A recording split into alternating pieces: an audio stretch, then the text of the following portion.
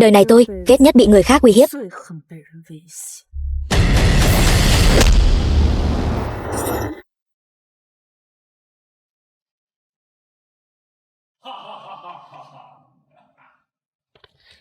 Ông chủ Trình, 100 tệ này coi như tiền xe cho ông.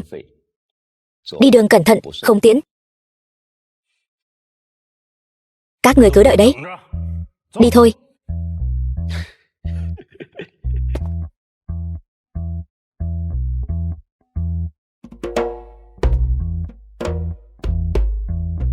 Đưa đây.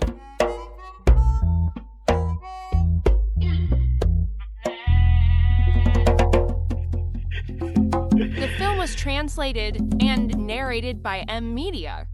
Vô Song, thật không ngờ công phu của cô lại tốt như vậy. Học ở đâu vậy? Ông chủ Vương, tôi ngày nào cũng ở đây xem các người luyện tập mà. Đã bao lâu rồi chứ? Đúng rồi, ngày mai tôi phải đến bệnh viện để đưa em gái đi khám bệnh. Phải xin nghỉ 1 ngày. Được.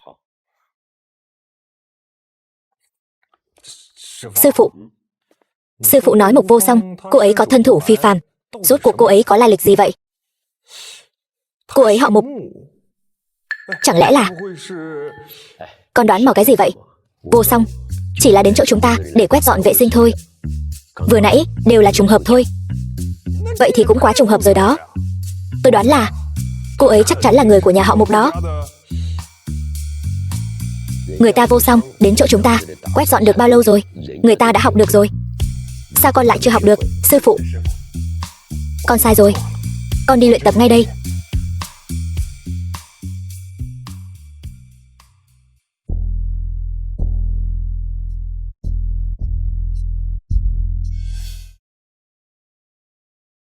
Sợi dây này sao lại đứt nữa rồi?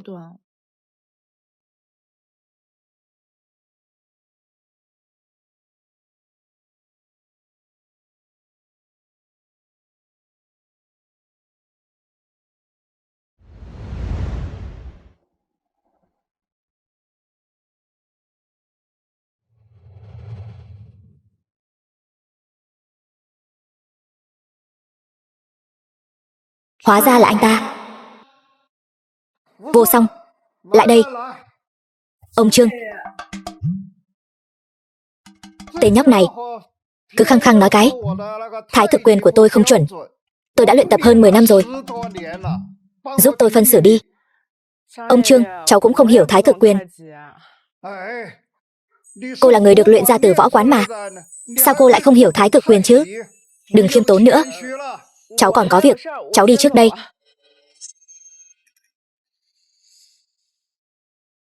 Thân thủ thật nhanh nhẹn. Đổi thế gia trưởng. Sao lại quen thuộc đến vậy? Ông Trương, ông cẩn thận một chút. Cô gái, thân thủ thật nhanh. Hay là chúng ta giao lưu một chút? Không rảnh.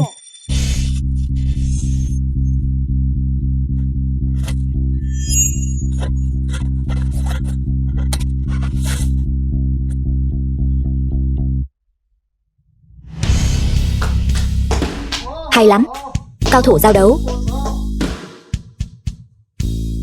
Tiêu rồi, không còn sớm nữa. Ông Trương, em gái cháu vẫn đang đợi cháu ở nhà. Cháu đi trước đây.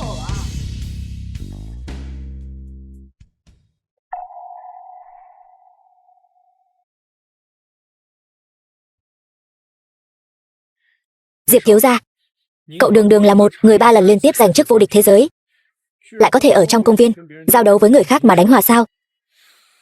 Cô gái đó không đơn giản chút nào. Không phải đánh hòa.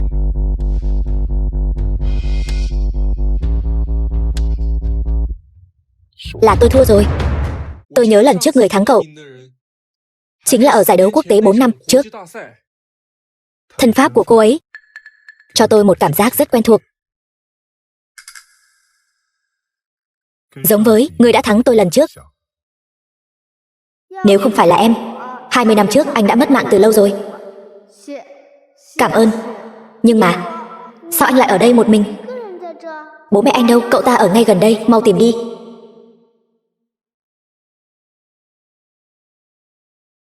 Ơn cứu mạng, khắc cốt ghi tâm. Sau này anh sẽ báo đáp em. Là cô ấy. Để tôi nói cho các người nghe này, mới hôm qua thôi, 3 người các người không có ở đó. Sư phụ của chúng ta một quyền một cước đánh tên tay sai đông doanh đó xa mười mấy mét lận đó. Anh chưa thấy cái khí thế đó đâu. Quá trời quá đất luôn. Phải không sư phụ? Các người đều mù hết rồi sao? Không nhìn thấy sư phụ của tôi, Tây Đằng tiên sinh đã đến rồi sao? Còn không mau hành lễ đi.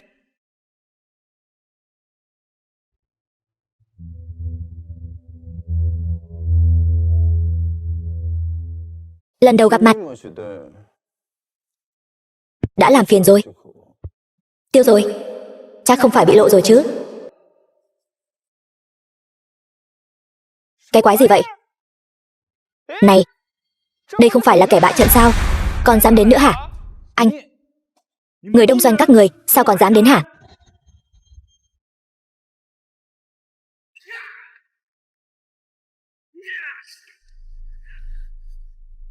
Võ giả đại hạ lại vô lễ đến vậy sao?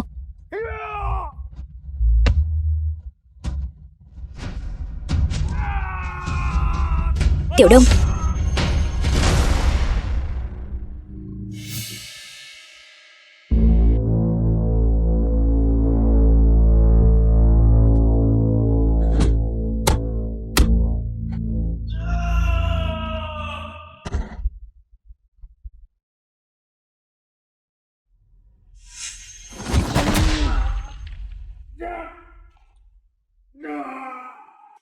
thấy chưa?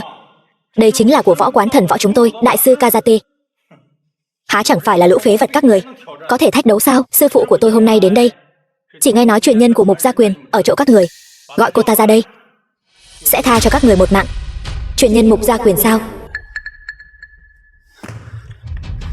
Đây là 20 triệu tệ. Gọi cô ta ra đây đấu với chúng tôi một trận. Nếu thắng, thuộc về các người. Nếu thua, mạng phải ở lại. Vô lý. Võ thuật đại hạ không phải là đánh đấm. Đánh cược bằng mạng sống, tuyệt đối không dùng làm tiền cược.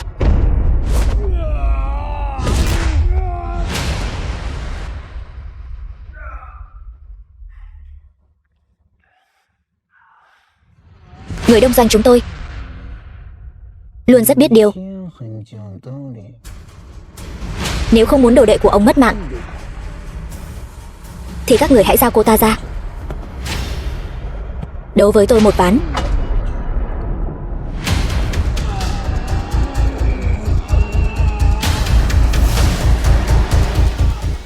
Sư phụ, sư phụ, đại hạ chúng ta tuyệt đối không cúi đầu trước lũ tạp chủng này. Tiểu Đông,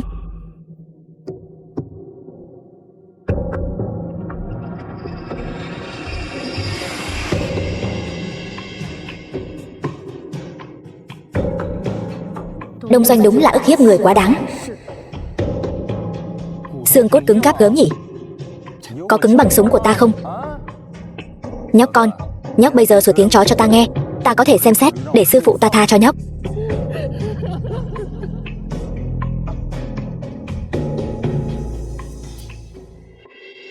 Tôi tại sao phải sủa như anh chứ? Tên ngu ngốc không biết điều. Ai? Là ai?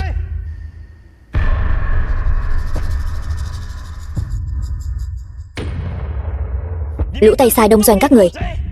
Đây là đại hạ, không phải đông doanh. Không dung túng cho các người làm càn.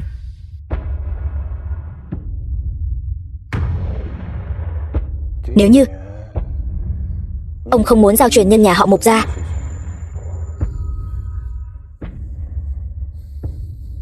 vậy thì do ông làm người thay thế. Ông muốn làm gì? Ông thua thì hoặc là mất mạng, hoặc là quỳ xuống sủa vài tiếng chó. Hơn nữa, thừa nhận đại hạ các người đều là phế vật, mãi mãi chỉ xứng đáng làm kẻ bại trận dưới tay người đông doanh chúng tôi. Võ thuật đại hạ chúng tôi tuyệt đối không dùng võ thuật để đánh cược. Nếu ta thắng, thần võ các người từ nay cút khỏi đại hạ chúng tôi.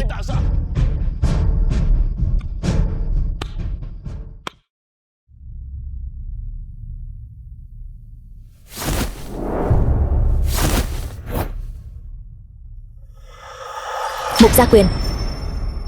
Lợi hại.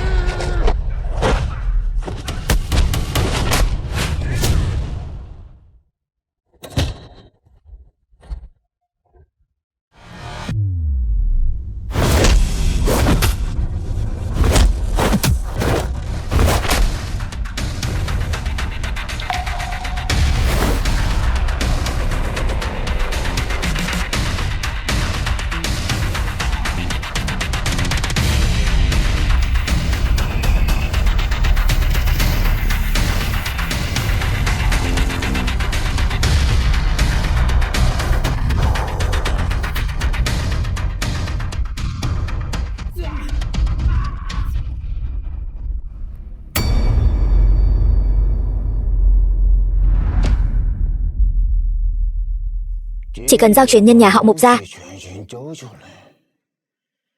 ta sẽ tha cho các người một mạng. Chỗ chúng tôi đây hoàn toàn không có người ông muốn tìm. Đại hạ các người có một câu cổ ngữ: kẻ thức thời mới là Trang Tuấn Kiệt. Nếu không giao cô ta ra, ta sẽ không khách khí với các người nữa.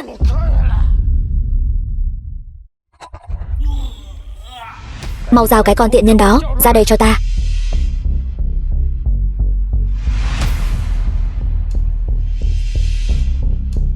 Vẫn chưa chịu ra sao? The film was translated and narrated by M Media. Sư phụ.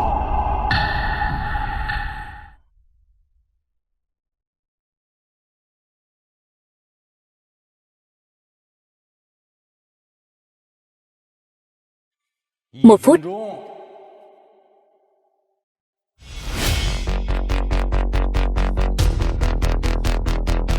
2 phút.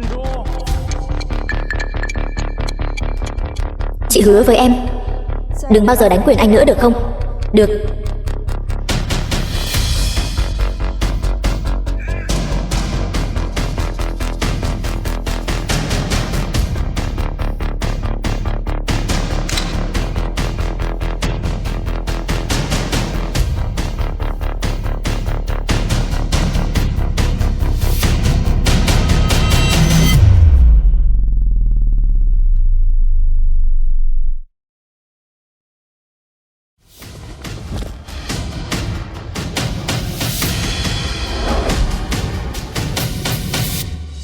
Cô là ai?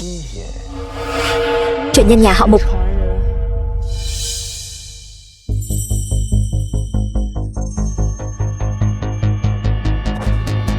Mục Vô Song. Đậu xanh, con tiện nhân nhà cô cuối cùng cũng xuất hiện rồi. Vô Song, thật sự là con sao? Sư thúc, là con đây. Là sư thúc vô dụng, không thể bảo vệ con. Biết sư phụ ta lợi hại rồi chứ?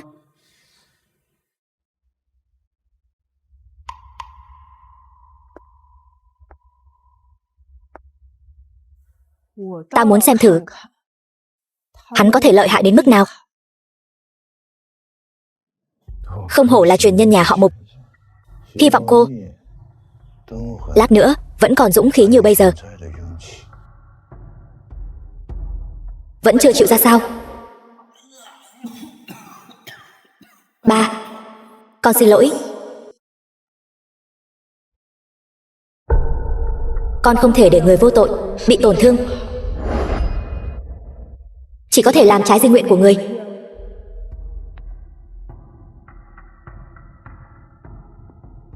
Người đại hạ các người đều không ra gì, không chịu nổi một đòn. Hy vọng cô có thể khiến ta có thêm chút hứng thú.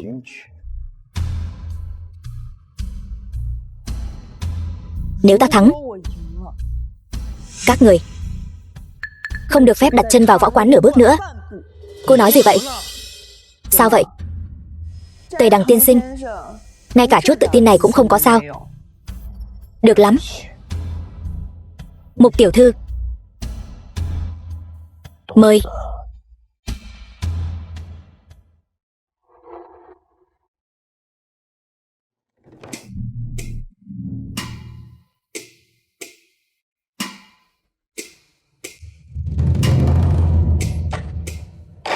Đi chầu trời đi.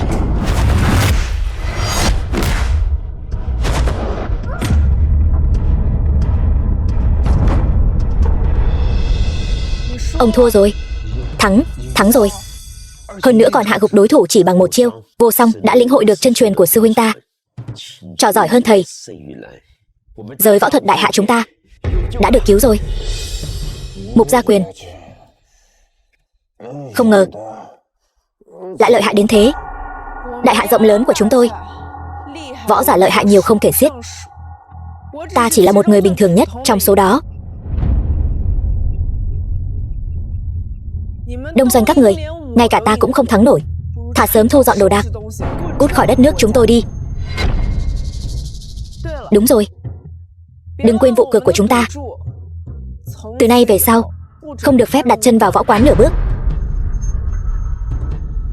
Cút. Hãy đợi đấy.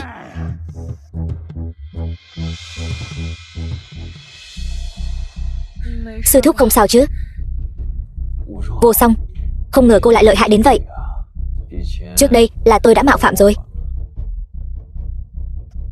Không ngờ trong đời này vẫn còn có thể gặp được hậu nhân của Viễn Giang sư huynh, vẫn còn có thể thấy Mục Gia Quyền. Vô Song, sau này con cứ yên tâm ở lại võ quán. Sư thúc sẽ tăng lương cho con. Không cần đâu sư thúc. Lần này tôi đã chọc giận Đông doanh, e rằng không thể kết thúc êm đẹp được. Vậy con chuẩn bị rời đi.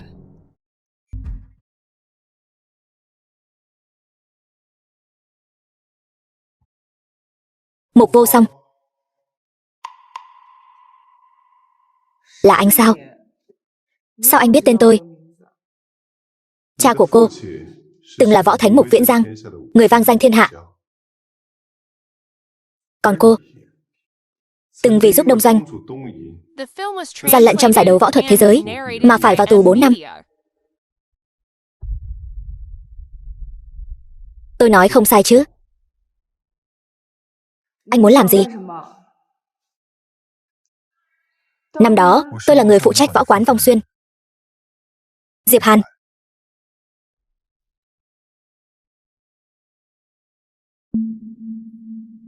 Võ quán Vong Xuyên, tập đoàn võ quán lớn nhất đại hạ.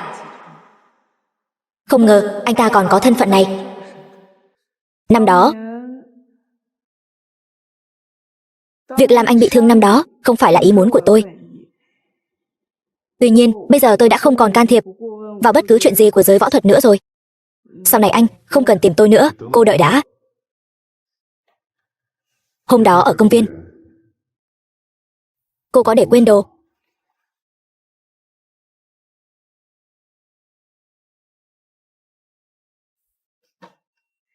Thì ra cái này đã được anh tìm thấy. Tôi còn tưởng mất rồi chứ. Cảm ơn anh nhé. Nhà tôi còn có việc gấp. Tôi đi trước đây. Hẹn gặp lại nếu có dịp. Cuối cùng anh cũng tìm thấy em rồi. Tiểu Lâm, mau dọn đồ đi. Tiểu Lâm.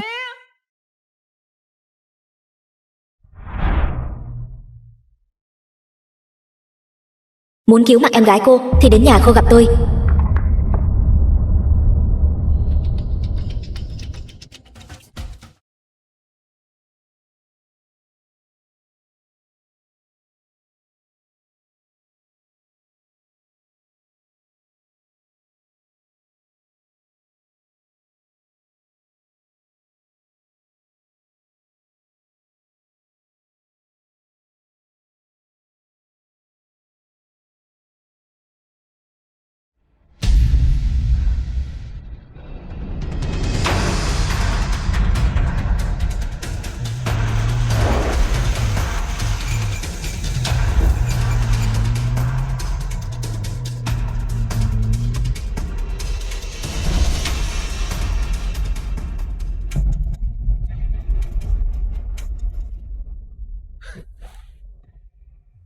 Mục tiểu thư, lâu rồi không gặp nhỉ, em gái tôi đâu?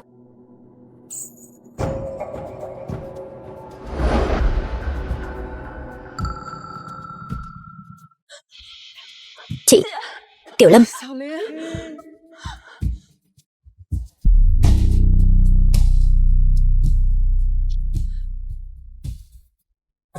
Hai người muốn làm gì? Tôi muốn làm gì sao? Mục Vô Song, năm đó cô đột ngột đổi ý, hại tôi phải ngồi tù 4 năm, còn khiến toàn bộ giới võ thuật đại hạ khinh thường tôi.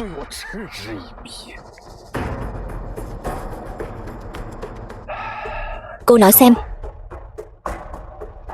món nợ này tôi nên tính toán với cô thế nào đây? Các người có gì cứ nhắm vào tôi, thả em gái tôi ra. Nhắm vào cô sao? Tôi muốn cô hiểu cho rõ, bây giờ hai người đang nằm trong tay tôi. Cô có tư cách gì mà ra điều kiện với tôi?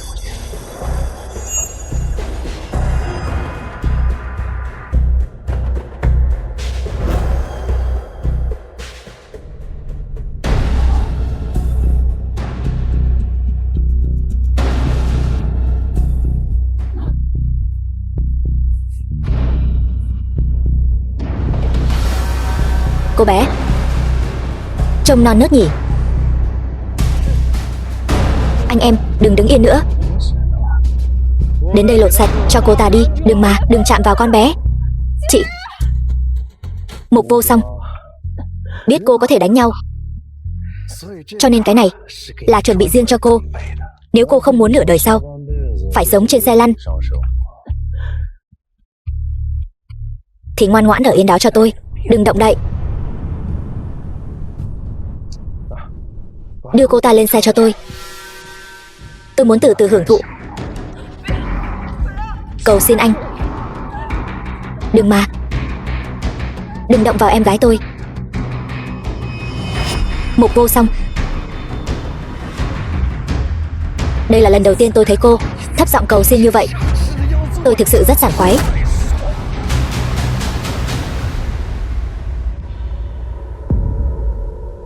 Đáng tiếc,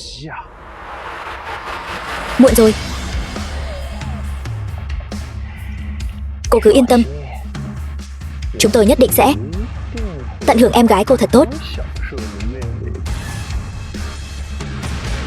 Tổng giám đốc Lương trên xe đã chuẩn bị những thứ thú vị, tối nay nhất định sẽ khiến ngài thoải mái.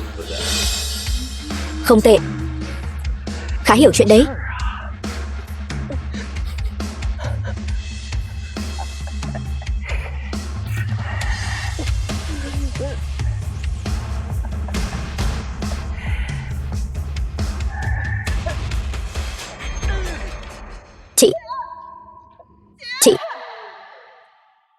Chị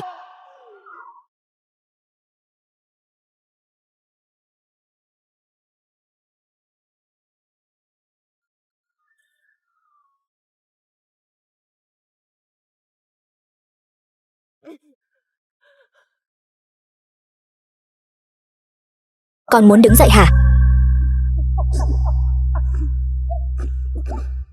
The film was translated and narrated by M Media. Đi đi.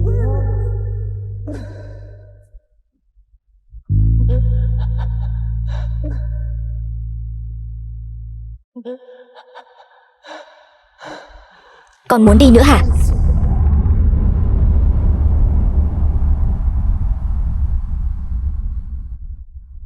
Tổng giám đốc Lương, con nhỏ này mùi vị thế nào? Cũng không tệ, chỉ là không chịu được đùa giỡn, chơi vài cái đã không chịu nổi rồi. Thế nào Mục Vô Song? Tiếng kêu thảm thiết của em gái cô có hay không? Tôi sẽ lấy mạng anh. Đáng tiếc cô không có cơ hội đâu. Một quân cờ vô dụng như cô thì nên bị loại bỏ. Nhưng tôi lại khá thích em gái cô. Hay là thế này, tôi sẽ chơi đùa với cô ta 2 ngày thật vui vẻ trước, sau đó tôi sẽ tiễn cô ta xuống gặp cô. Thế nào? Dù hóa thành quỷ, tôi cũng không tha cho anh.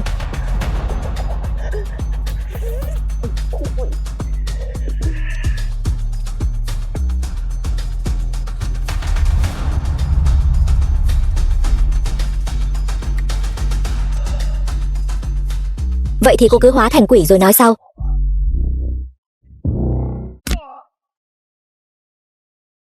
Ai?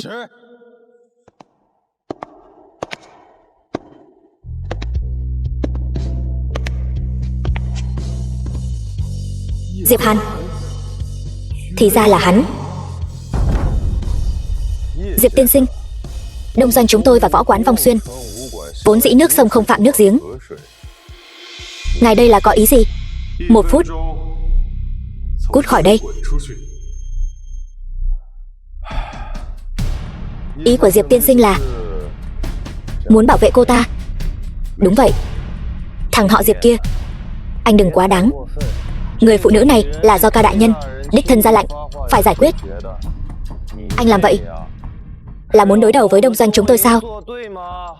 Đúng thì sao? Anh nghĩ chúng tôi là kẻ ăn chay sao? Xông lên cho tôi.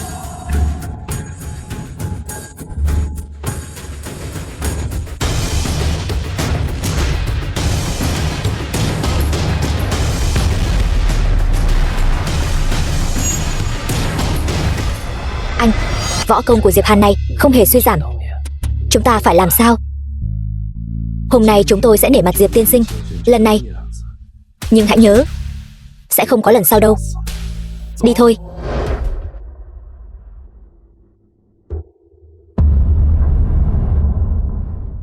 Vô Song. Tiểu Lâm.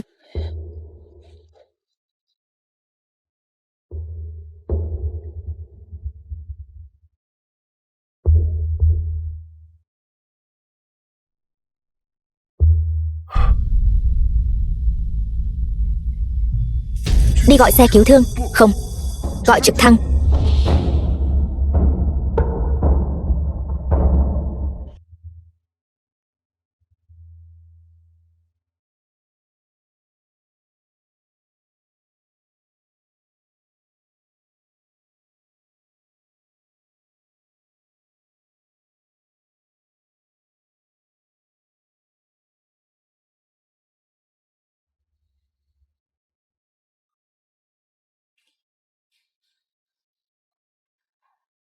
Lương Khải, Lương Tề, tôi sẽ lấy mạng các người. Cô làm gì vậy? Nhà họ Lương có nhiều hộ vệ như vậy, cô đi là tự đến nạp mạng. Cho dù là mất mạng, tôi cũng phải liều mạng với bọn chúng. Thế lực đằng sau nhà họ Lương là tổ chức đông doanh, cô đấu lại được sao? Vậy tôi cứ trơ mắt nhìn bọn chúng hại em gái tôi mất mạng, mà vẫn nhởn nhơ ngoài vòng pháp luật sao? Muốn báo thù? Còn một cách nữa. Cách gì? Gia nhập Vong Xuyên với danh nghĩa của Vong Xuyên. Trong giải đấu võ thuật 1 tháng sau, công khai quang minh chính đại khiêu chiến đông doanh. Một mình tôi cũng có thể đánh bại đông doanh. Tại sao phải gia nhập Vong Xuyên? Tổ chức Vong Xuyên và đông doanh những năm qua thế lực ngang tài ngang sức. Cô chỉ có cách gia nhập Vong Xuyên, người của đông doanh mới không dám hành động khinh suất đối với cô. Tại sao lại giúp tôi? Bởi vì tôi và đông doanh cũng có mối thù không đội trời chung.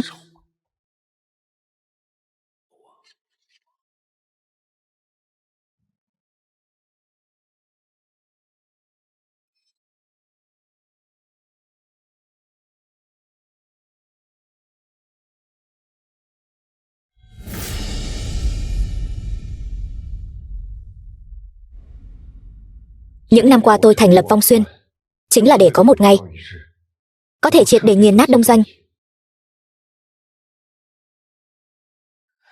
Chỉ cần có thể báo thù, tôi có thể bất chấp mọi giá.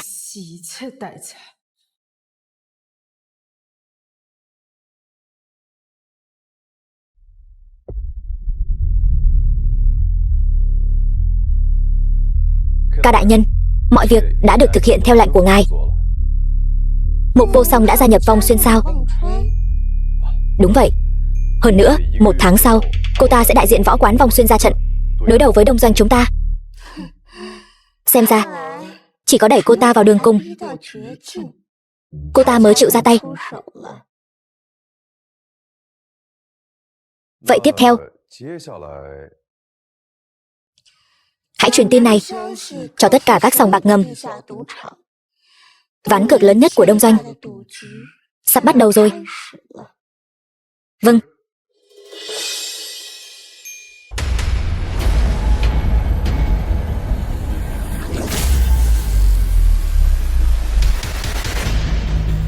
Những đối thủ cô từng đối mặt trước đây đều là những đối thủ có thể hình tương đương. Nhưng ở đấu trường ngầm, cô sẽ phải đối mặt với những đối thủ có thể hình gấp nhiều lần cô.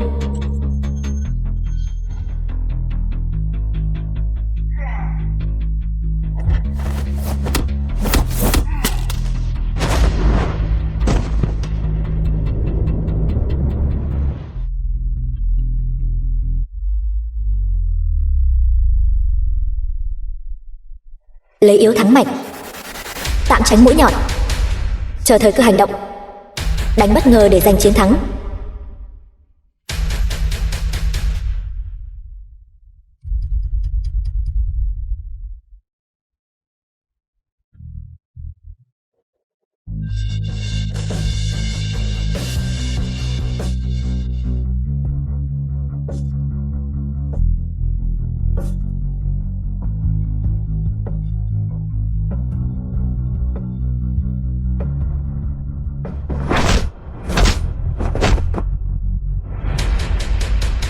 Thời cơ đã đến.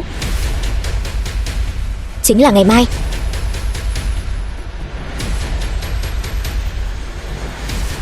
Tiểu Lâm, cuối cùng chị cũng có thể báo thù cho em rồi.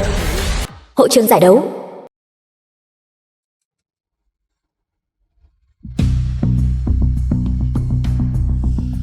Đến từ võ quán nào? Vong Xuyên. Nói nhảm gì thế? Đường đường là võ quán Vong Xuyên, lại cử một con nhóc danh như cô đến sao? Cút ngay.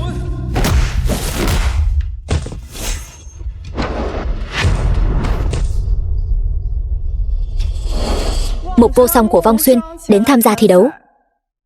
Người đông doanh, có dám đấu một trận không? Đây là ai vậy? Một người phụ nữ yếu ớt. E rằng hôm nay không thể sống sót rời khỏi võ quán.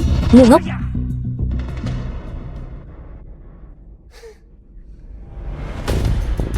Cứ tưởng đại hạ đã cử đến cao thủ tuyệt thế nào, ai ngờ lại là một người phụ nữ gầy gò ốm yếu.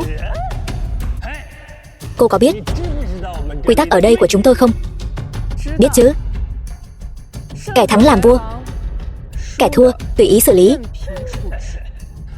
Rất tốt. Người đâu? Mang giấy sinh tử đến đây. Giấy sinh tử.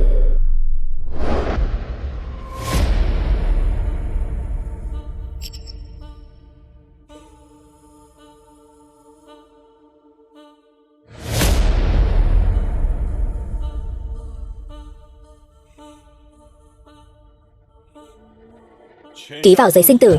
Sinh tử có số. Mục tiểu thư, tôi có một sở thích nhỏ.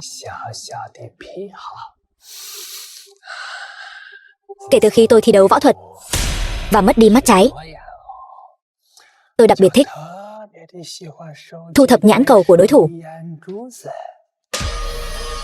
Mục tiểu thư, tôi thấy cô là một mỹ nhân.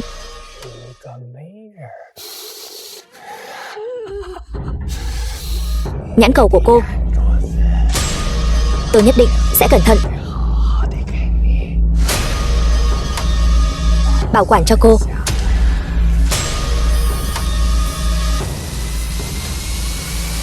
Được thôi.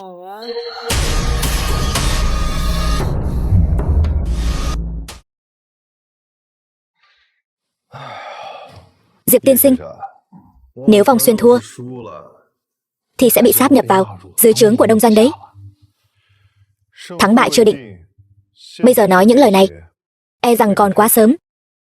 Năm xưa Đông Doanh đã sai lầm, mới để anh thoát được một mạng. Đáng tiếc là anh lại không biết trân trọng, thậm chí còn liên kết với nhà họ Mục để chống lại Đông Doanh. Đông Doanh đã làm điều ác mấy chục năm, hại vô số võ giả đại hạ, sớm đã phải trả giá rồi. Được thôi, vậy hôm nay chúng ta hãy xem ai còn, The ai film mất. was translated and narrated by M Media.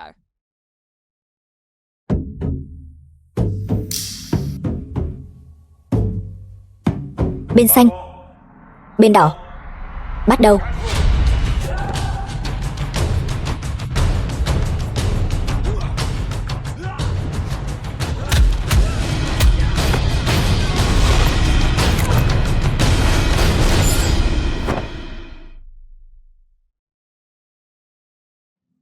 Cha của cô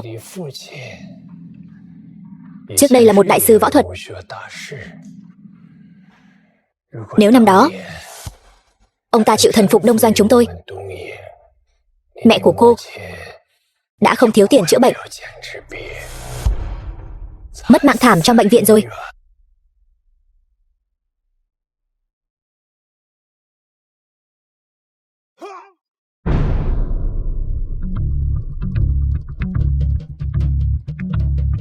Dùng thủ đoạn bẩn thỉu, quả nhiên vô liêm sỉ. Người Đông Doanh chúng tôi không giống như Mục Viễn Giang, một kẻ coi danh dự quan trọng hơn bất cứ thứ gì, thậm chí còn hơn cả mạng sống của người nhà mình.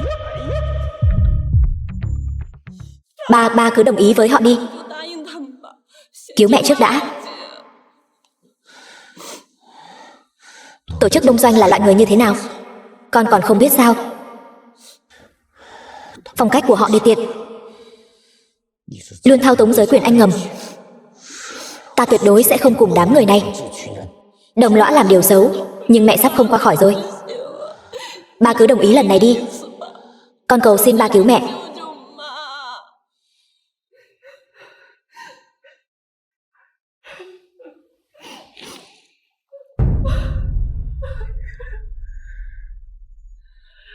Tinh thần võ giả, đại nghĩa quốc gia gì chứ? Ngay cả người thân của mình cũng không quan tâm, thì có gì khác biệt với động vật chứ? Còn có cô nữa, Mục Vô Song. Nếu không phải cô cố chấp làm theo ý mình, chọc giận Đông Doanh, thì em gái cô làm sao có thể mất mạng được chứ? Suy cho cùng, không phải vẫn là cô đã hại em gái cô mất mạng sao?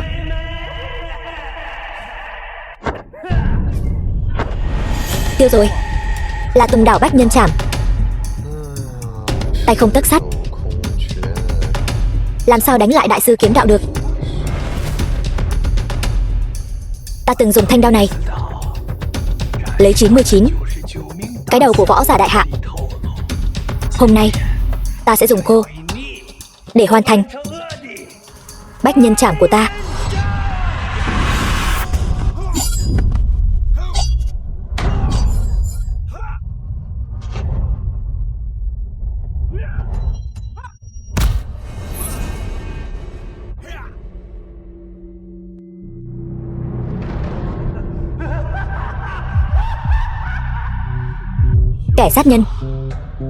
Kẻ sát nhân đã hại người thân của mình mất mạng, cũng không dùng võ để đánh cược.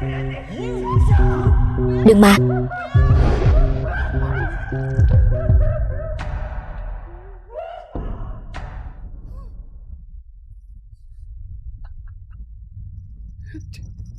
Cái gì mà Mục gia quyền chứ? Cái này chính là không chịu nổi một đòn mà.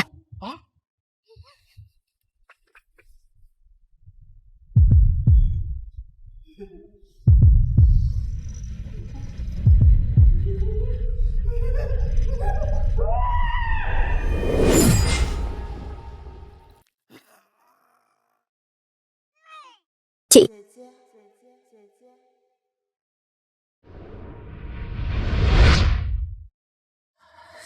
Tiểu Lâm, chị không phải đã nói chị sẽ không bao giờ tỉ võ nữa sao? Chị lại đang làm gì thế này? Tiểu Lâm, chị chỉ muốn báo thù cho em. để đám người đó phải trả giá. Chẳng lẽ chị vẫn không hiểu sao?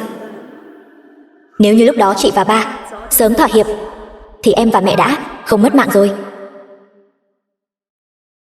Bây giờ người đều đã mất mạng rồi, chị làm tất cả những điều này có ích gì chứ? Hóa ra em lại nghĩ như vậy. Chị đối đầu với họ sẽ không có kết quả tốt đâu. Hãy từ bỏ cái gọi là kế thừa võ thuật đi.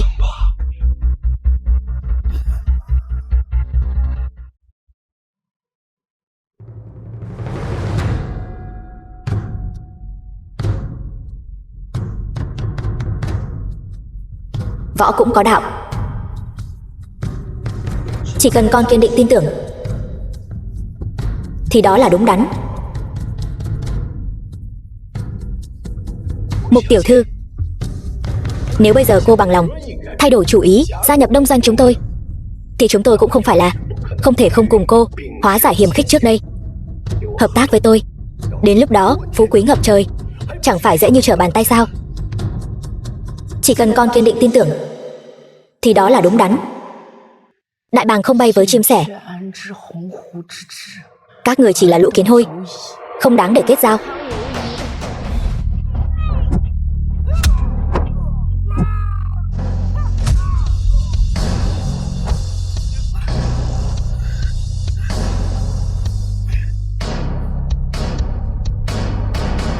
Tôi thắng rồi.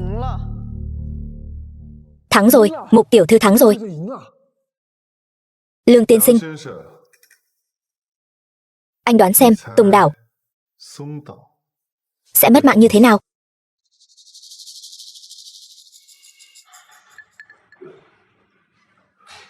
Không thể nào. Cô vậy mà. Một chưởng chém tan bách nhân trảm của ta. Tùng Đảo tiên sinh, võ thuật đại hạ của tôi thâm sâu. Anh hôm nay gặp tôi như ếch ngồi đáy giếng ngắm trăng.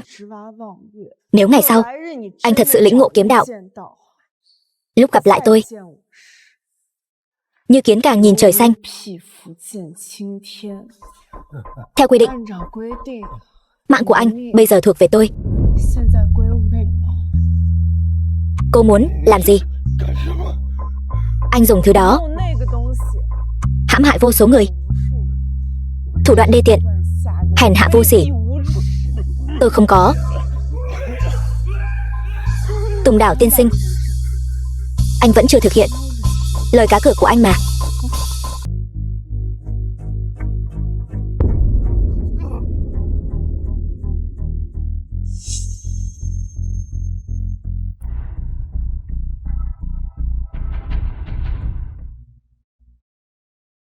Anh sao có thể chứ? Sao có thể thua được chứ? Sao lại không thể? Có bao nhiêu đôi mắt ở đây đều đang nhìn kìa. Thua rồi, chính là thua rồi. Lương tiên sinh, chịu thua cuộc. Đã đến lúc thực hiện lời hứa của anh rồi. Mày cố ý thua phải không? Được. Ông đây muốn mày mất mạng. Người thua là anh, liên quan gì đến nó? Không liên quan sao? Ông đây đâu phải là người mù. Nó cố ý không ra tay tàn độc. Nó cố ý muốn tôi thua. Nó cố ý muốn tôi mất mạng. Vậy thì sao? Sinh tử đã định. Hôm nay cho dù là Thiên Vương có đến cũng không cứu được anh.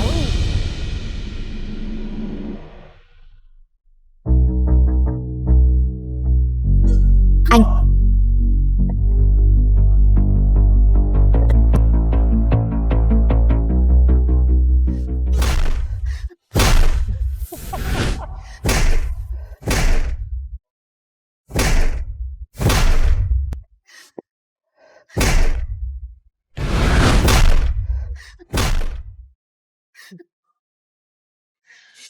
Vô Song, sao hả? Anh muốn tôi dừng tay sao? Tôi muốn nói là cái này tiện hơn một chút.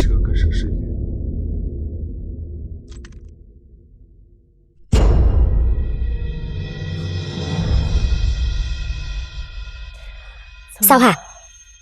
Bình thường không phải rất ngông cuồng sao? Bây giờ thì sao thế?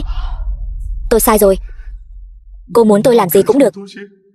Muốn tôi làm gì cũng được. Đừng lấy mạng tôi. Bây giờ nói những lời này không thấy quá muộn sao? Giữ lại những lời này, xuống địa phủ mà nói với em gái tôi đi. Khoan đã.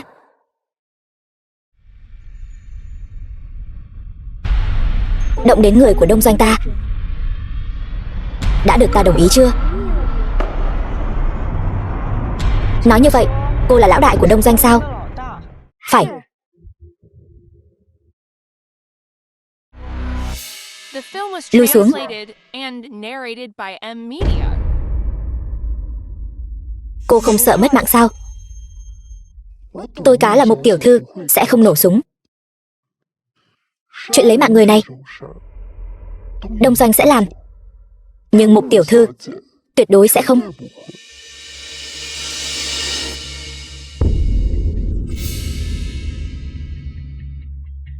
Nhưng hắn thua rồi. Ca đại nhân, cứu tôi. Tôi là người của Đông Doanh mà. Ca đại nhân, cứu anh tôi đi. Anh em chúng tôi đều là vì ngài mà bán mạng đó. Chẳng lẽ Đông Doanh muốn nuốt lời sao? Đương nhiên là không.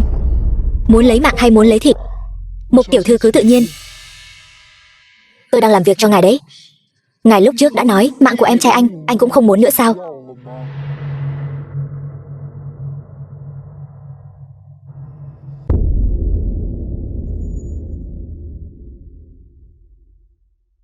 Nếu Mục tiểu thư không dám, tôi sẽ dạy cô. Diệp thiếu gia, bình tĩnh một chút.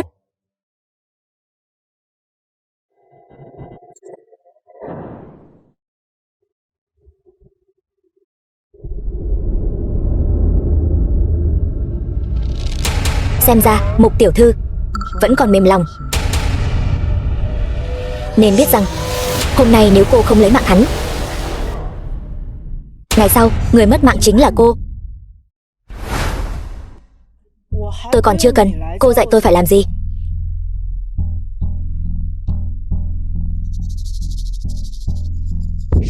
Lấy mạng anh, tôi sợ làm bẩn tay mình. Bây giờ anh có hai lựa chọn.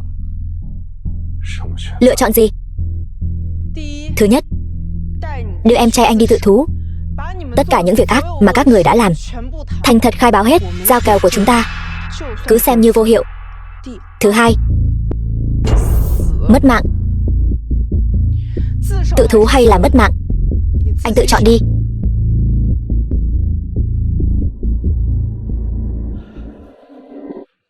Tôi sẽ tự thú, nhận tội.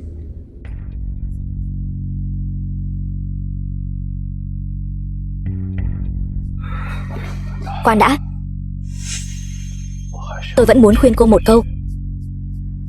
Đừng tin người bên cạnh.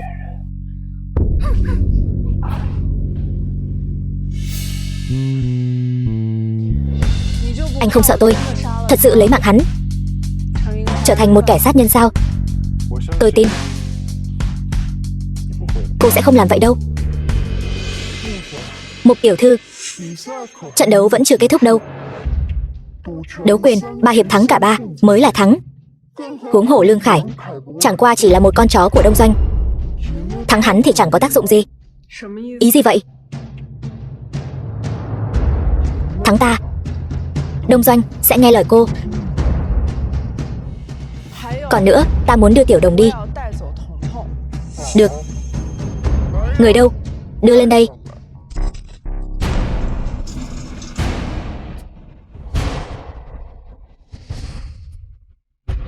Mục tiểu thư, cô có biết vì sao Đông Doanh trong giới quyền Anh ngầm vững vàng không đổ, chưa từng thất bại không? Đây chính là công nghệ tiên tiến nhất của Đông Doanh. Người cải tạo Châu Tư.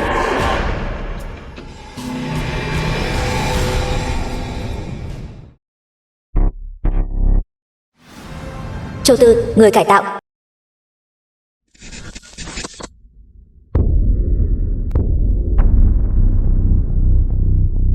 Những năm qua, những người mất mạng dưới tay hắn không hề ít đâu.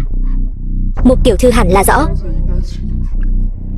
Dù sao năm đó cha cô cũng mất mạng dưới tay hắn. Tôi sẵn lòng tham gia trận đấu, chỉ cần các người chịu bỏ tiền để chữa bệnh cho vợ tôi. Nếu thắng, tiền đương nhiên sẽ thuộc về ông. Nhưng nếu thua, mạng của ông sẽ mất đi đấy. Mục tiên sinh, ông đã nghĩ kỹ chưa? Tôi đã nghĩ kỹ rồi. Nhưng mà tôi không muốn các người nói chuyện này cho con gái tôi. Tôi không muốn con bé biết. Đương nhiên, võ thánh một đời, lưu lạc đấu quyền cầu sinh, truyền ra ngoài cũng là trò cười của giới võ thuật.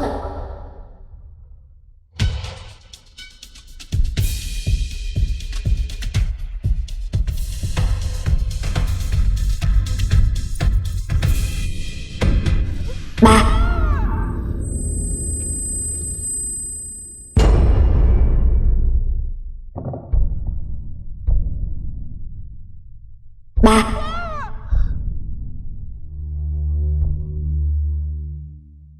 Đáng tiếc thật, võ thánh một đời cuối cùng lại bỏ mạng dưới tay một người cải tạo. Nhưng Đông Doanh vẫn phải cảm ơn cha cô nhiều hơn. Nếu không phải nhờ ông ấy, Đông Doanh cũng sẽ không được cả thế giới biết đến. Tôi cũng khuyên các người một câu: kẻ làm điều bất chính nhiều, ắt sẽ tự diệt vong.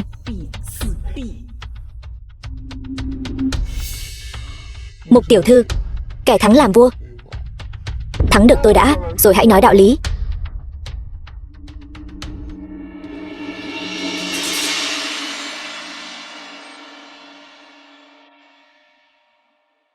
Thiếu gia, lần này Mục tiểu thư đối đầu với Châu Tư, anh có mấy phần tự tin? Một phần. Châu Tư này lợi hại đến vậy sao? Châu Tư tuy là một người được cải tạo, nhưng mà hắn đã kết hợp các chiêu thức của hàng triệu võ sư trên thế giới, không ngừng tăng cường học hỏi và tự rèn luyện. Hàng triệu sao? Chẳng phải điều này tương đương với việc Mục tiểu thư đang đối đầu với hàng triệu cao thủ sao? Mặc dù đã 4 năm trôi qua, Đông Doanh đối với Châu Tư không ngừng tăng cường nâng cấp. Cấu tạo hình thể và tỷ lệ cơ thể của hắn đã gần như hoàn hảo. Ra chiêu không gặp bất kỳ trở ngại nào. Tốc độ nhanh gấp đôi người thường.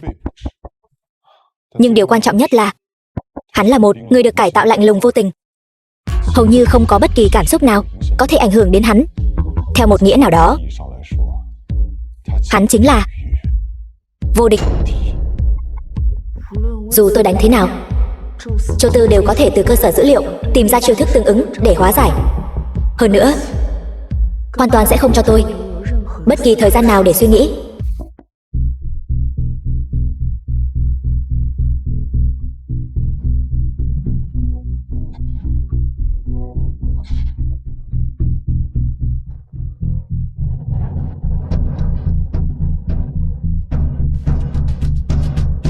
Tại sao? Hắn dường như có thể phán đoán chính xác mỗi lần tấn công của tôi. Mục tiểu thư có phải rất tò mò vì sao Châu Tư có thể dự đoán suy nghĩ của cô không? Bởi vì tôi đã xóa sạch dữ liệu của Châu Tư trước đây, chỉ giữ lại dữ liệu của một mình Mục tiểu thư. Châu Tư đã biết tất cả kỹ năng của cô, nắm rõ mọi đường quyền của cô. Nói cách khác, hắn chính là cô, và là một người ưu tú hơn cô. Diệp thiếu gia, vậy chẳng phải Mục tiểu thư đang tự đánh với chính mình sao? Phải.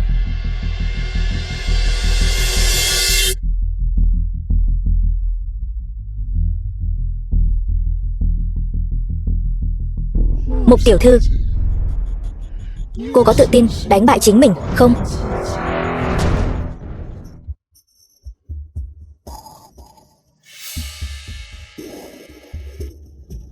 Tên này đúng là phiên bản nâng cấp của Mục tiểu thư. Không chỉ quen thuộc với Mục gia quyền, thể lực còn vượt xa người thường. Thế này thì đánh thế nào đây?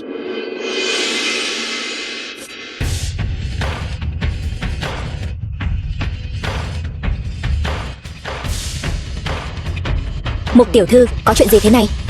Chiêu thức này quen thuộc quá. Cái này có gì mà quen thuộc chứ? Chẳng phải chỉ là một chiêu kiếm sao?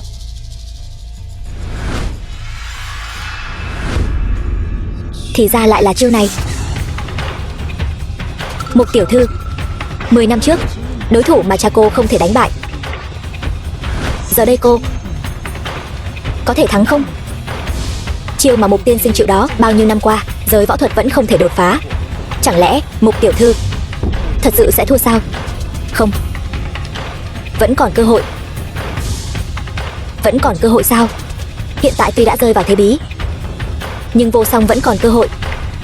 Lần này Vô Song phải vượt qua tâm ma. Yên là đúng vậy. Giờ đây phá vỡ cục diện chỉ có thiên nhân hợp nhất. Thiên nhân hợp nhất sao? Cha, con không muốn đánh nữa. Cha luôn bắt nạt con. Vô Song, khi nào con ngộ ra thiên nhân hợp nhất, đến lúc đó sẽ không ai có thể thắng được con nữa. Cha, thiên nhân hợp nhất là gì? Thiên nhân hợp nhất này ám chỉ cuộc đối đầu giữa các cao thủ vào thời khắc then chốt. Hướng tử cầu sinh, tung ra đòn chí mạng tiêu diệt kẻ địch. Suốt hàng ngàn năm qua, các võ giả đại hạ đều lấy việc ngộ ra thiên nhân hợp nhất là mục tiêu cả đời của mình. Mong muốn trong lúc đối đầu nâng võ nghệ của mình lên đến cảnh giới xuất thần nhập hóa. Vậy cha, con có thể luyện đến trình độ thiên nhân hợp nhất này không?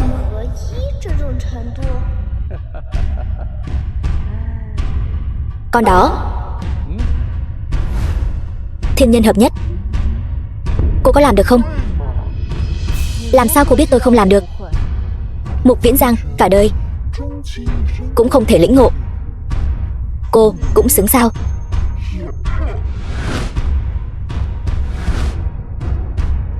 Một chiêu định sinh tử, cô đã nghĩ kỹ chưa? Tôi đợi ngày này đã đợi 10 năm rồi.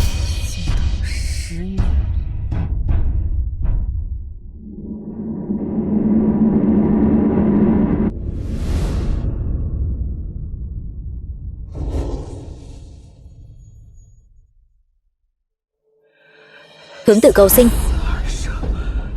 ván này không phải cầu sinh, mà là đang cầu tử.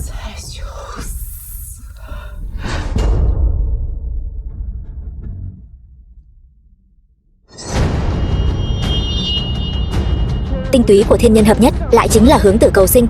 Thắng rồi. Mục tiểu thư thật sự thắng rồi. Ta thắng rồi. Mục tiểu thư quả nhiên thông minh. Chỉ có cô phát hiện ra khuyết điểm. Khi Châu Tư tung ra đòn toàn lực, không thể phản ứng. Chiêu hướng tử cầu sinh của Mục tiểu thư đã mang đến cho chúng ta một trận đấu tuyệt vời. Vậy xin cô hãy thực hiện giao ước cá cược, giải tán đông doanh, đảm bảo sau này trong lãnh thổ đại hạ tuyệt đối không xuất hiện bất kỳ sòng bạc võ đài nào nữa. Giao ước ta đương nhiên sẽ chấp nhận. Nhưng Mục tiểu thư, có phải cô nên quan tâm đến bản thân mình trước không? Cô đã bị một kiếm đâm xuyên tim đấy. The film was translated and narrated by M-Media. Để cô thất vọng rồi. Trái tim của ta sinh ra đã ở vị trí ngược lại.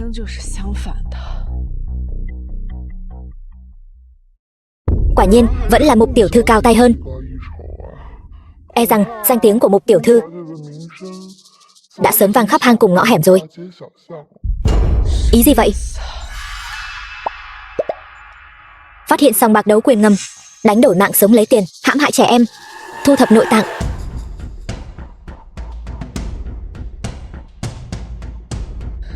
Đây không phải tất cả đoạn phim trận đấu giữa tôi và Đông Doanh sao? Sao lại bị truyền lên sòng bạc ngầm rồi? Đúng vậy, cô xem, bây giờ có rất nhiều người đặt cược, có hàng tỷ người. Từ lần đầu tiên cô đối đầu với Tùng Đảo đã có rồi. Tất cả những điều này rõ ràng là có người đã lên kế hoạch tỉ mỉ. Lên kế hoạch tỉ mỉ sao? Có ý gì? Từ lần đầu tiên cô giao đấu với người Đông Doanh đã rơi vào bẫy của cô ta rồi. Võ nghệ của Mục tiểu thư quả nhiên rất cao siêu.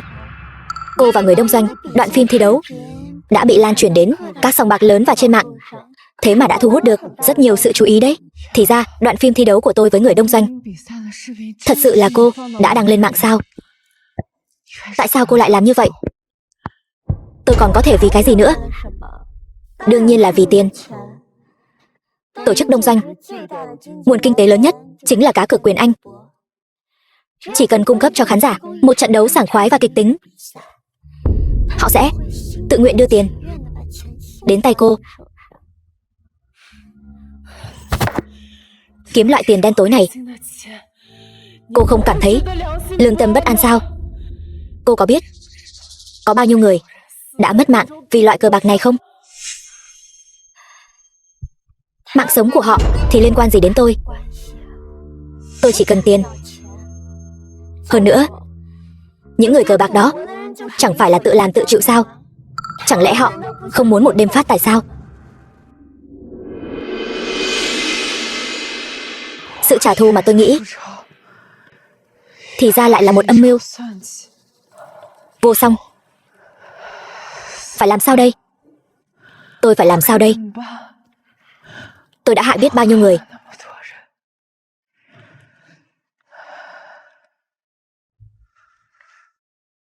Mục tiểu thư, võ nghệ của cô cao siêu như vậy, chi bằng gia nhập tổ chức đông doanh của chúng tôi và cùng với chúng tôi hưởng vinh hoa phú quý này, thấy sao?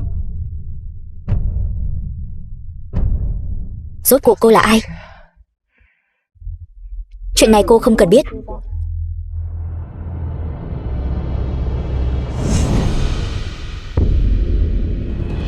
Em là Tiểu Lâm sao?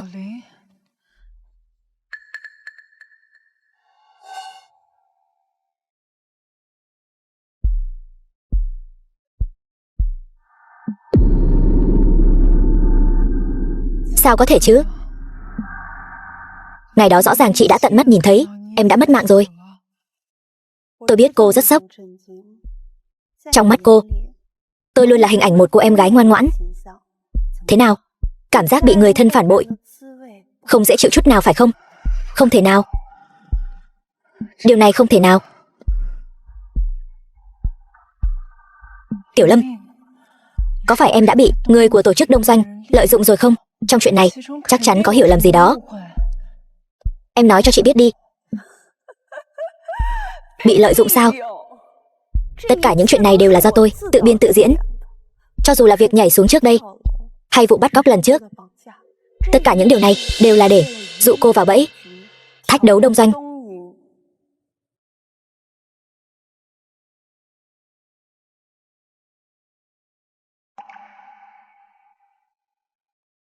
Những thủ đoạn thông thường không thể nào khiến Mục Vô Song cam tâm tình nguyện tham gia đánh quyền Anh ngầm. Lần này chúng ta sẽ cho cô ta một liều thuốc mạnh.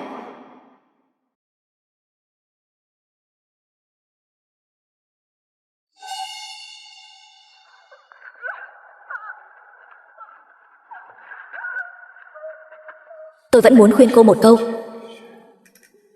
Đừng tin người bên cạnh. Chuyện này không thể nào. Em rõ ràng biết rằng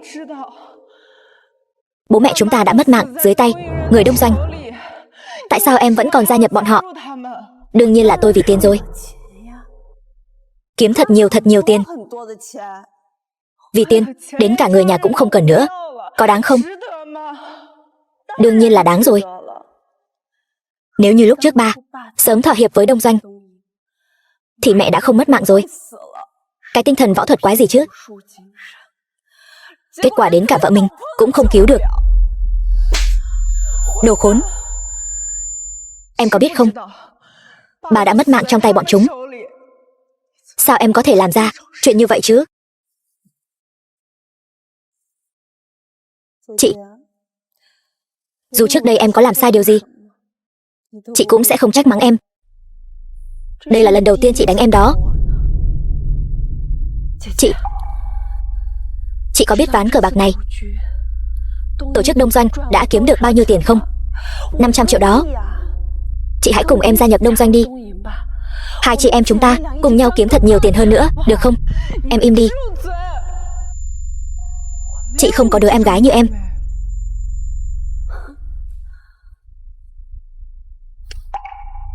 Chị không gia nhập cũng không sao. Dù sao thì ván cờ bạc này đã giúp tổ chức đông doanh của chúng tôi lên một tầm cao mới rồi. Em còn phải cảm ơn chị nữa chứ. Đúng rồi, có một bí mật em muốn nói cho chị biết. Người thắng cuộc trong ván cờ bạc này không chỉ có mỗi đông doanh chúng tôi đâu. Em nói gì cơ? Diệp đại thiếu gia. Lần này anh cũng đã lợi dụng chị tôi để kiếm không ít tiền đúng không?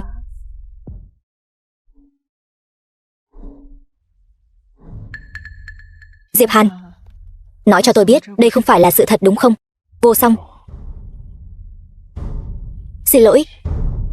Vậy ra anh cũng đang lừa dối tôi.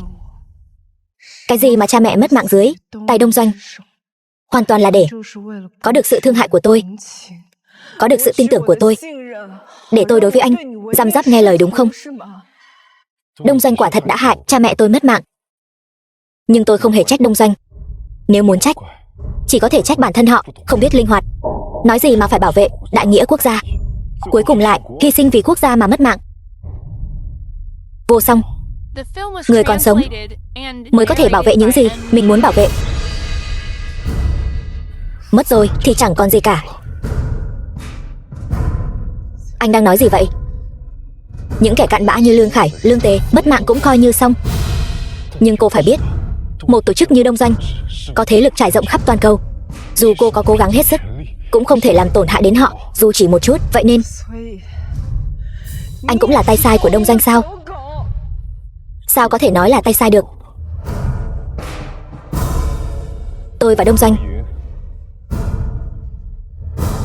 chỉ có thể nói là quan hệ hợp tác.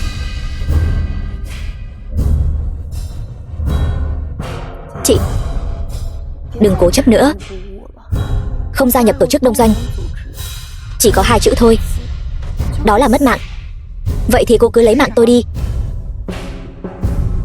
Tôi mất mạng cũng không thèm đồng lõa với lũ tay sai đông doanh. Quả nhiên là con gái ngoan của ba, cứng đầu cứng cổ như hắn. Nhưng không sao cả, tôi có rất nhiều cách.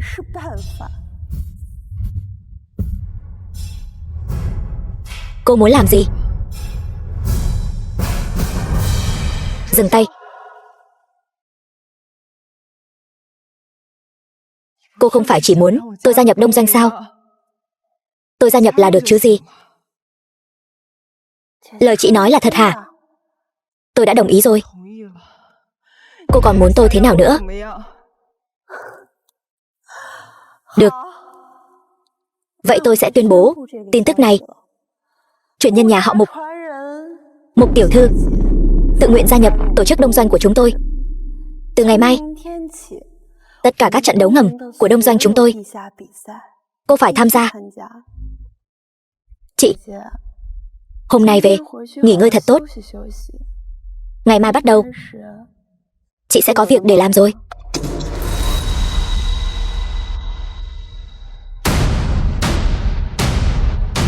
Vô Song, cô sao vậy? Đừng chạm vào tôi. Tôi thật ngốc, bị các người xoay như trong chóng.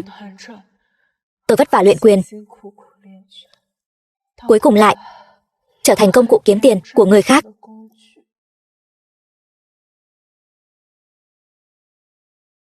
Cô đừng nói nữa.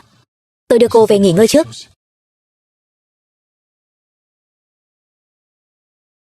Tôi không cần sự thương hại của anh. Từ nay về sau, tôi không muốn gặp lại anh nữa.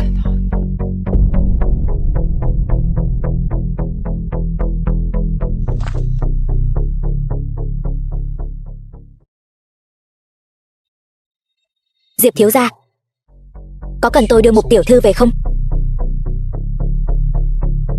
Không cần. Chúng ta đi thôi.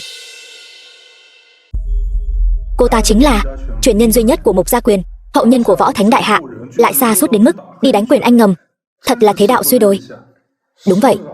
Nếu tổ tiên nhà họ Mục mà biết cô ta làm vậy, nhất định sẽ từ trong quan tài nhảy ra bóp cô ta mất mạng. Các người còn không biết sao? Nghe nói Mục Viễn Giang năm đó chính là mất mạng trong trận đấu quyền Anh ngầm. Quả nhiên có cha, ắt có con gái. Hai người các người đang nói gì vậy? Chán sống sao? Nói cô thì sao? Cô còn không phục sao? Hai cha con các người đều là loại bại hoại. Loại người này thì nên mất mạng trên sòng bạc ngầm, giống như cha cô, Mục Viễn Giang vậy.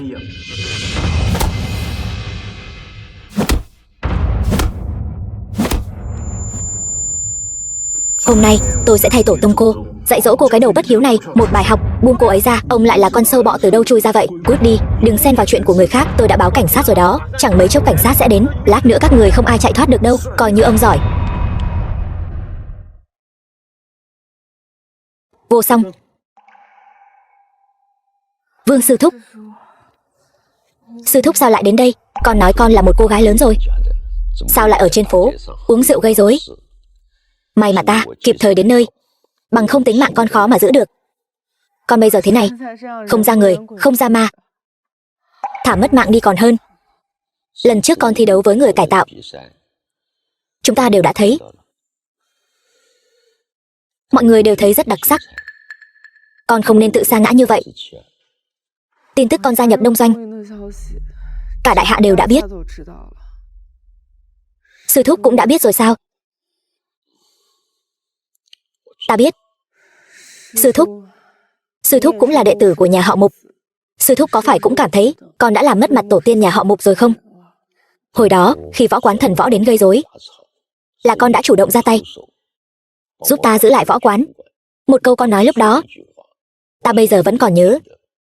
Kẻ nào phạm đại hạ ta, dù xa cũng phải diệt. Vô Song, ta tin trong lòng con có nỗi khổ riêng. Cảm ơn sư thúc. Không ngờ sư thúc là người duy nhất đứng về phía con. Đông Doanh làm nhiều điều ác, ở đại hạ ta đã phạm vô số tội ác. Ta có lòng diệt giặc, nhưng không có sức chống cự. Vô Song, nếu có bất cứ điều gì có thể giúp được con cứ việc phân phó. Đây là chuyện của một mình con không muốn kéo thêm nhiều người vô tội vào chuyện này. Chẳng lẽ con muốn đánh quyền Anh ngầm cả đời sao? Người như con, có lẽ mất mạng trên võ đài là bến đỗ tốt nhất rồi. Nếu ta nói ta có cách đánh bại Đông Doanh thì sao? Ta quen một vị kiểm sát viên, ông ấy là người chính trực. Chuyện của Đông Doanh ngay khi vừa lộ ra, ông ấy vẫn luôn điều tra việc này. Nếu con có đủ chứng cứ, nhất định có thể loại bỏ khối u độc này. Không đơn giản như vậy đâu. Thế lực của Đông Doanh ăn sâu bén rễ chẳng chịt. Sức mạnh của một mình vị kiểm sát viên đó e rằng khó mà chống lại. Đúng vậy, cho nên mới cần sự giúp đỡ của con. Vậy con có thể làm gì? Muốn triệt để loại bỏ Đông Doanh thì nhất định phải biết tất cả danh sách các cấp cao. Những cấp cao này đã thâm nhập vào những bộ phận quan trọng của đại hạ. Chỉ khi loại bỏ những nhân sự cấp cao này mới có thể triệt để nhổ tận gốc khối u độc này. Danh sách nhân sự cấp cao ở Đông Doanh, ai sẽ có danh sách như vậy? Ta đoán chỉ khi ngồi vào vị trí của ca đại nhân mới có thể tiếp xúc với tất cả các cấp cao. Danh sách rất có thể nằm trong tay cô ta. Ca đại nhân không phải là Mục Lâm sao? Kể từ khi đến Đông Doanh thì tôi chưa từng gặp lại con bé nữa. Nếu khó quá, không, Vương sư thúc, con nhất định sẽ tìm cách lấy được. Người yên tâm. Được, ta đợi tin của con. Con cứ đến võ quán tìm tôi bất cứ lúc nào. Vương sư thúc, vậy con xin phép đi trước. Cảm ơn người đã cho con hy vọng để sống tiếp. Con phải cẩn thận gấp đôi, tuyệt đối đừng quá vội vàng. Đúng rồi, quên chưa nói với con, Tiểu Đông đã bị đưa đi rồi. Con biết rồi. Muốn tìm được danh sách nhân sự cấp cao thì phải thông qua những hoạt động thường ngày của Tiểu Lâm.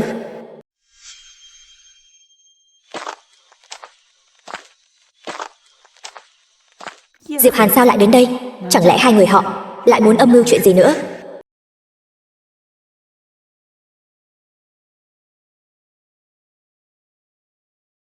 Lui xuống.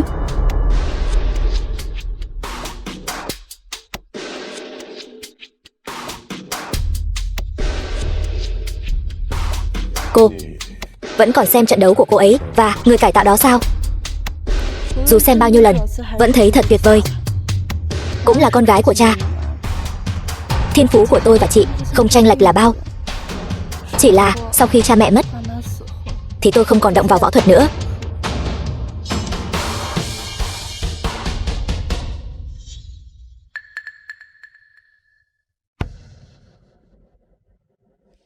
Diệp thiếu gia, nếu như anh và chị đã chia tay rồi, hay là anh thử cân nhắc em xem thế nào? Cô có ý gì? Đều là người trưởng thành rồi. Chuyện này anh còn không hiểu sao?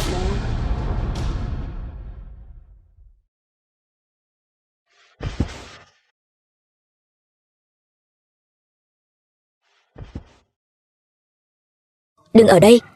Chúng ta đến phòng của cô. Mình đáng lẽ nên sớm đoán ra họ có mối quan hệ như thế này. Đến nước này rồi, mình còn buồn bã gì nữa chứ?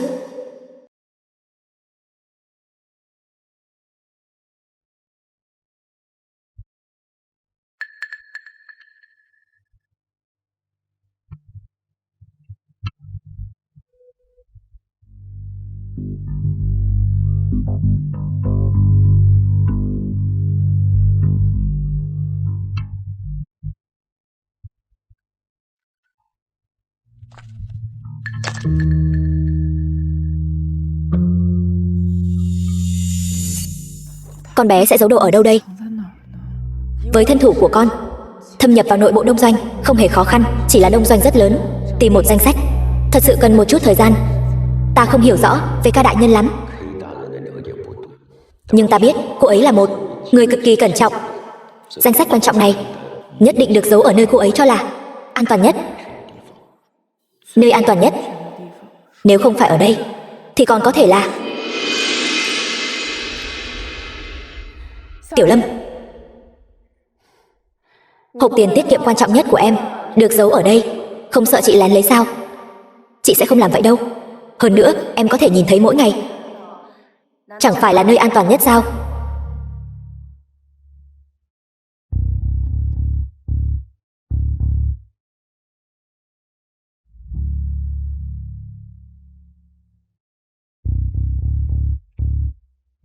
Chắc là cái này rồi.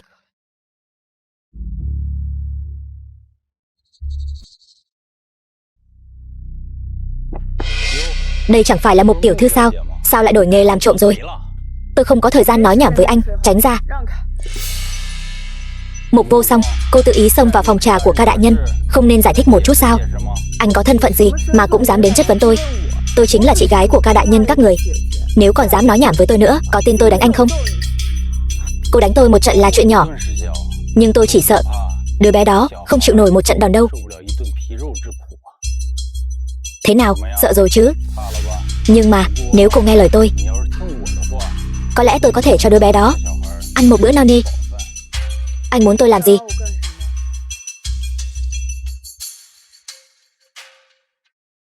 Nhìn kỹ thì gương mặt cô đúng là xinh đẹp. Nếu cô đi theo tôi đảm bảo toàn bộ tổ chức đông doanh sẽ không ai dám ức hiếp cô. Mơ đi. Cái con tiện nhân nhà cô đã vào đông doanh rồi mà còn dám kiêu ngạo như vậy sao? Nếu không phải ca đại nhân thấy cô còn có chút giá trị lợi dụng thì đã sớm lấy mạng cô rồi. Cô còn tưởng cô ta xem cô là chị gái sao? Cô chẳng qua chỉ là công cụ để cô ta kiếm tiền mà thôi, mà còn dám kiêu ngạo với tôi sao? Dù sao cũng tốt hơn việc anh ở lại đây làm tay sai. Mục Vô Song, cô đừng có rượu mời không uống, lại muốn uống rượu phạt. Bây giờ tôi sẽ cho người lấy mạng đứa bé đó. Không được, Tiểu Đông vẫn còn trong tay bọn chúng. Tôi không thể hành động thiếu suy nghĩ. Thế nào? Đã suy nghĩ kỹ chưa? Sự kiên nhẫn của tôi có hạn đấy. Hai người đang làm gì vậy? Diệp Hàn, Sao vậy? Tôi đang nói chuyện với Mục tiểu thư một chút. Chuyện này anh cũng muốn quản sao? Tôi thì không muốn quản đâu, nhưng mà vài ngày nữa, cuộc thi ở sòng bạc Kim Tiêu sẽ bắt đầu rồi. Nếu lúc này mà bị trì hoãn, thì anh liệu mà nói với ca đại nhân đi. Anh cứ đợi đấy. Bảo bối, anh đợi em liên lạc với anh. Sao cô lại ở trong phòng của ca đại nhân? Tôi có việc tìm ca đại nhân. The film was translated and narrated by Diệp Hàn. M-Media. Sao anh lại hợp tác với Đông Doanh? Sao lại hợp tác với Mục Lâm? Tôi không phải đã nói rồi sao? Vì tiền. Tôi không tin. Anh căn bản không phải là người như vậy.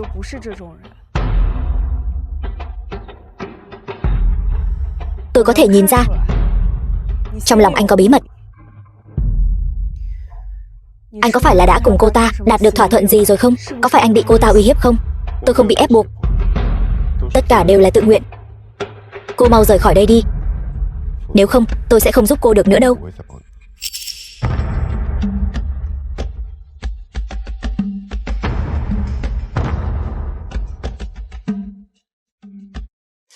Chắc là cái này rồi. Được, có được danh sách này là có thể nhổ tận gốc tổ chức Đông Doanh. Chỉ là các sòng bạc ngầm của Đông Doanh quá bí mật, muốn tìm ra tất cả vẫn còn hơi khó khăn. Lúc trước khi thi đấu, con đã từng đến những sòng bạc đó, con có thể viết ra cho người. Vậy thì tốt quá. Con viết địa chỉ các sòng bạc ngầm đó cho ta. Ta sẽ mang đi, giao cho kiểm sát viên. Nhưng Tiểu Đồng vẫn còn trong tay bọn chúng. Con sợ bọn chúng sẽ tiêu hủy chứng cứ. Đợi khi hành động bắt giữ bắt đầu, bọn chúng sẽ lo thân không xong. Đến lúc đó, con cứ thừa cơ mà xông vào, đưa Tiểu Đồng đi.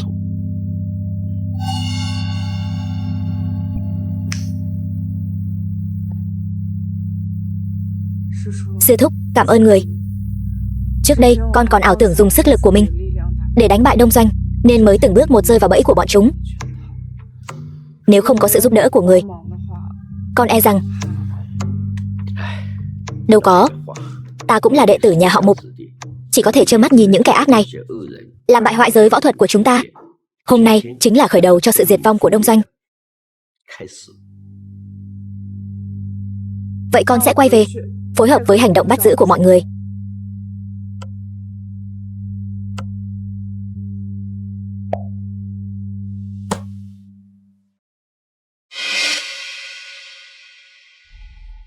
Sao anh không tự mình nói với cô ấy? Cứ nhất định phải để tôi giúp anh truyền lời.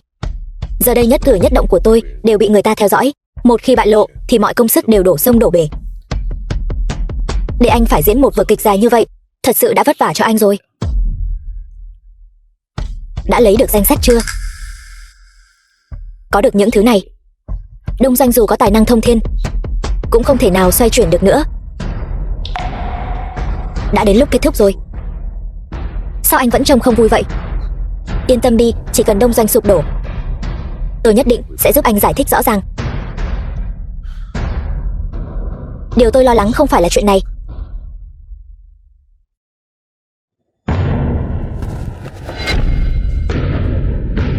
Nói đi, Tiểu Đồng đang ở đâu? Ca đại nhân đã đưa cậu bé lên sân thượng rồi.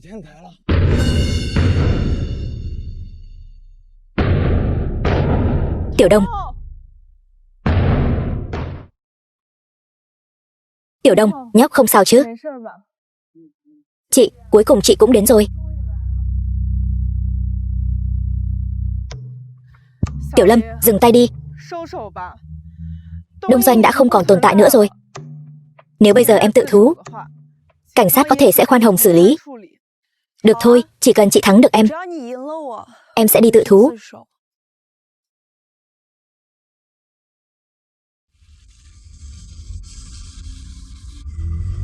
Chị còn nhớ trò chơi mà hồi nhỏ chúng ta thường chơi không? Ai vượt qua vạch này trước thì người đó thua. Hồi nhỏ chị thường thua em mà. Em làm vậy để làm gì chứ? Em rõ ràng biết mà. Hồi nhỏ em biết chị cố ý thua em mà. Nhưng hôm nay sẽ không dễ dàng như vậy đâu.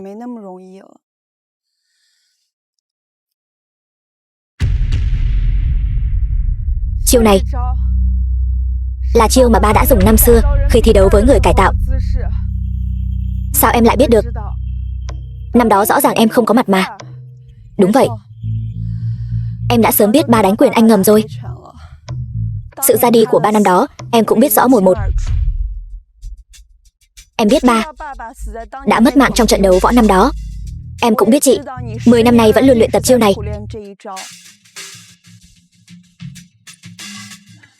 Ba.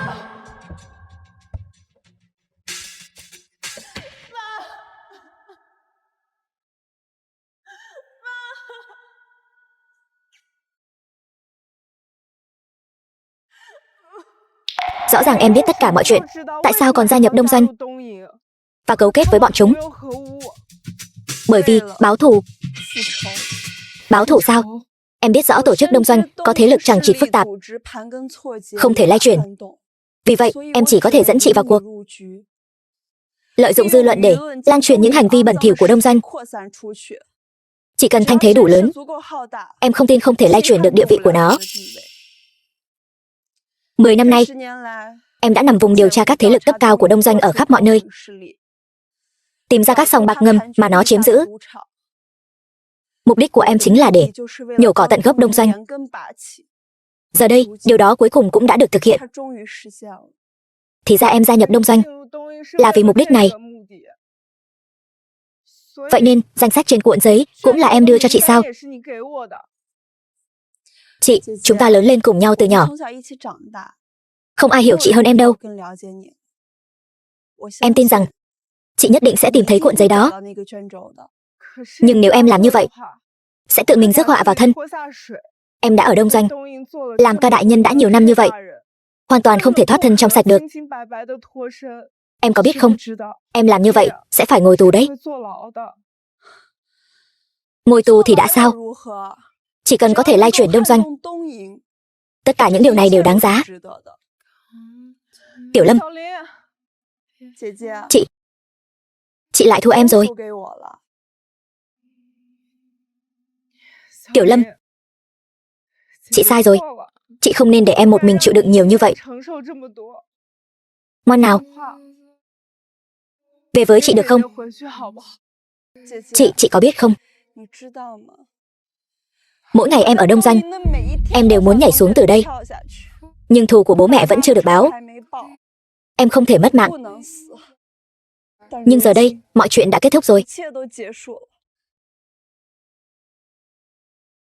Chị, em nhớ bố mẹ rồi. Tiểu Lâm. Vô Song, Tiểu Lâm cô ấy. Là tôi đã không bảo vệ tốt cho em ấy. Em ấy đã một mình chịu đựng nhiều như vậy. Những năm qua, tôi cứ nghĩ đến việc dĩ hòa vi quý. Không ngờ rằng em ấy đã sớm chôn giấu trong lòng hạt giống thù hận. Sao có thể trách em được chứ? Nếu không phải vì tổ chức Đông Doanh, Mục Lâm và em cũng sẽ không dùng cách này để đối phó với nó. Vậy ra, anh đã biết tất cả chuyện này từ lâu rồi. Anh và em ấy đã liên lạc riêng với nhau. Là để lật đổ Đông Doanh sao? Đúng vậy. Tại sao anh không nói sớm cho tôi biết? Nếu anh nói sớm cho tôi biết, Tiểu Lâm đã không mất mạng. Nếu tôi nói sớm cho em biết, em còn có thể toàn tâm toàn ý báo thù sao? Mục Lâm đã sớm biết rằng bản thân cô ấy ở tổ chức Đông Doanh nhiều năm như vậy, cuối cùng cũng khó thoát khỏi mất mạng. Cô ấy vì không muốn kéo em vào, nên mới chọn cách này để kết thúc cuộc đời mình. Vô Song.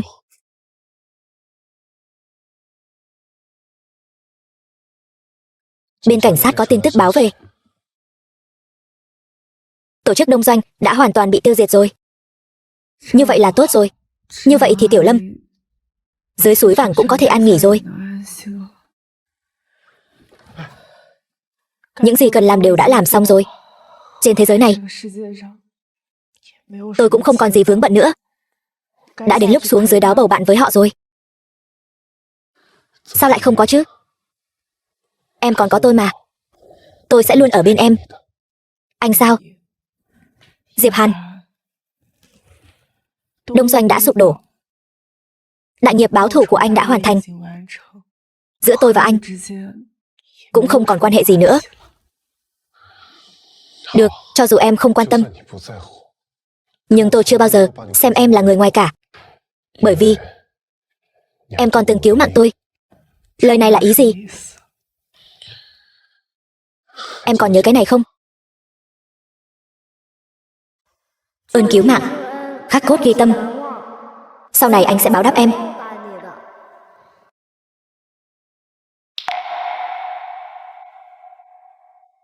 Vậy ra anh là cậu bé năm đó tôi đã cứu sao? Những năm qua tôi vẫn luôn tìm kiếm em, muốn báo đáp ân tình của em. Vậy nên Vô Song, em ở lại bên tôi được không? Đến nước này rồi anh còn nói với tôi những điều này. Tôi thật sự không có. Tôi không cần em trả lời tôi ngay lập tức. Tôi có thể cho em thời gian, nhưng trong khoảng thời gian này hãy để tôi ở lại bên cạnh em. Dù có chuyện gì xảy ra, tôi cũng sẽ không rời đi đâu.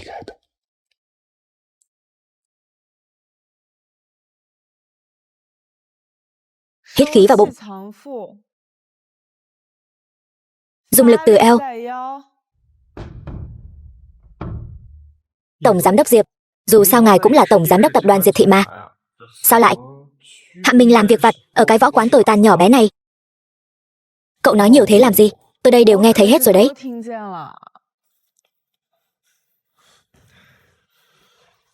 Anh đâu có nói thế đâu. Dụng cụ của em, anh đã mang đến cho em rồi. Ngày mai, võ quán có thể khai trương rồi. Đúng rồi. Em định đặt tên là gì? Võ quán Mục Lâm. Cô ấy biết được nhất định sẽ rất vui.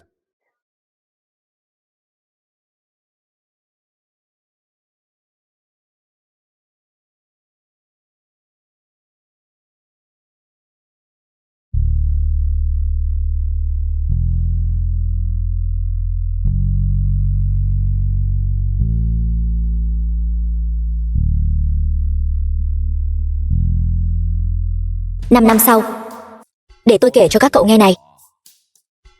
Năm đó đại sư Kazate của Đông Doanh, Tùng Đảo, chắc các cậu đều nghe qua rồi chứ, đã đến võ quán chúng ta thách đấu. Khí thế của hắn ta rất ngông cuồng, vừa mở miệng đã đòi quán trưởng của chúng ta ra mặt, nếu không thì sẽ đập phá võ quán này. Rồi sao nữa? Rồi thì đại sư huynh của các cậu đây tiến lên một cú đá bay tên Tùng Đảo đó, bốp, ngay tại chỗ đã quỳ xuống trước mặt tôi, cầu xin tha thứ. Sư huynh, anh thật lợi hại. Đó là đương nhiên rồi. Tôi đây là đệ tử chân truyền của sư thúc quán trưởng. Lúc đó quán trưởng còn chỉ điểm cho tôi vài điều đấy. Đối phó với mấy tên Đông Doanh dễ như trở bàn tay thôi mà. Đáng ghét. Đây chính là võ quán số 1 đại hạ sao? Lại là người Đông Doanh đến thách đấu võ quán phải không? Hiểu lầm rồi. Tôi đến để đưa cho Mục. Người Đông Doanh đúng là không biết rút kinh nghiệm, còn dám đến thách đấu võ quán. Các cậu không sao chứ? Quán trưởng, hắn ta đến để đưa thiệp mời. The film was translated and narrated by M Media. Thiệp mời tham dự tiệc. Các người không có võ đức. Xin lỗi nha. Tôi sẽ bảo đệ tử của tôi bồi thường tiền thuốc men cho anh. Đừng chạy mà.